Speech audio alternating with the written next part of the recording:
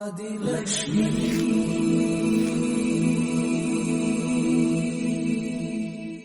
श्री धनलक्ष्मी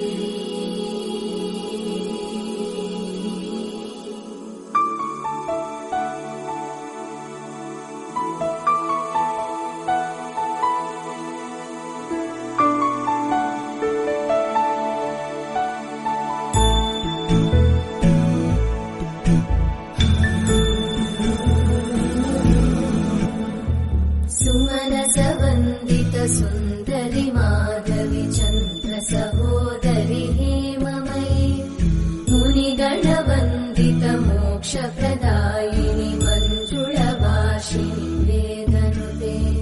पङ्कजवासिनि देव सुपूजित सद्गुणवर्षिणि शान्तियुते जय जय हे मधुसूदन कामिनि आदिलक्ष्मि जय पालय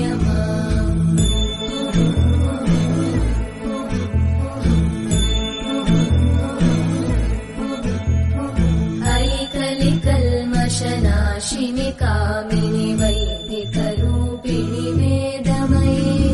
क्षीरसमुद्भव मङ्गलरूपिणि मन्त्रनिवासिनि मन्त्रनुते मङ्गलदायिनि अम्बुजवासिनि देवगणाश्रितपादयुते जय जय हे मधुसूदन कामिनि धान्यलक्ष्मि जय पालय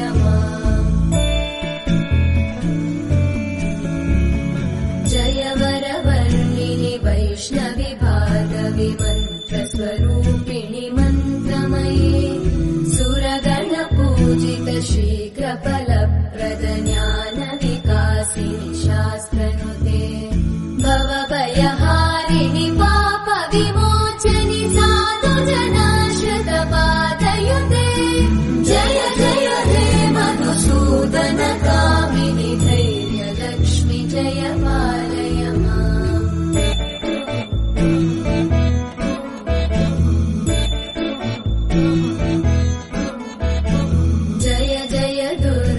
नाशिनि कामिनि सर्वफलप्रदशास्त्रमये रतगजतुरगपदादि समानुत परिजनमण्डित लोकनुते हरिहर ब्रह्म सुपूजित सेवित तापनिवारिणि पादयुते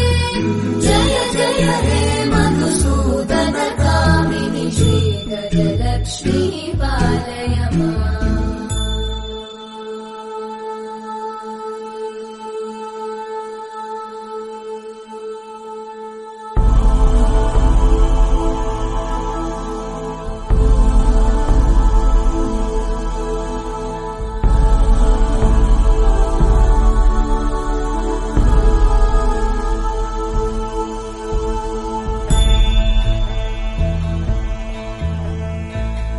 खगवाहिनि मोहिनि चक्रिणि रागविवर्धिनि ज्ञानमये गुणगणवारिधि लोकहितैषिणि सप्तस्वरवरगाननुते सकल सुरासुरदेव मुनीश्वर मानव वन्दित पादयुते जय जय हे मधुसूदन कामिनि सन्तान लक्ष्मि पालय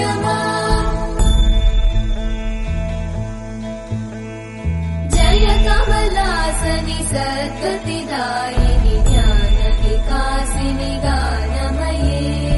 अनुदिनमर्चित कुङ्कुमधूसर भूषित वासित वाद्यनुते कनकधरा स्तुति वैभव वन्दित शङ्कर देशिक मान्यपते जय जय हे मधुसूदन कामिनि विजयलक्ष्मि जय पालय